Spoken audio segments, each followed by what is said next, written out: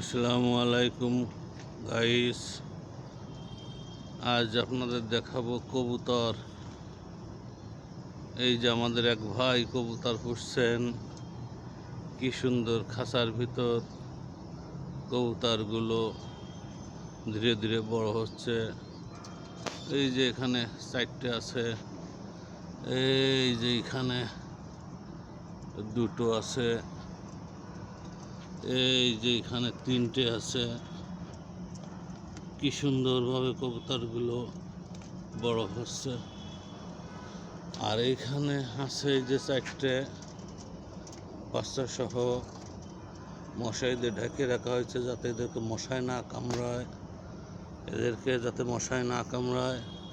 এই যে এর নিচে 3টে আছে, এদেরও মশারি দিয়ে ঢাকা।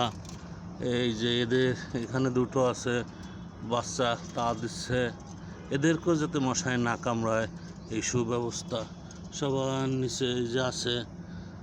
এই যে এদেরকে যাতে মশায় না কামড়ায়, এই জন্য সুব্যবস্থা করে রাখা হয়েছে।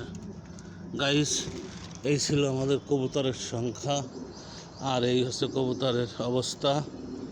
দোয়া করবেন যাতে আরও বেশি বেশি ভালো চাষ করতে পারে।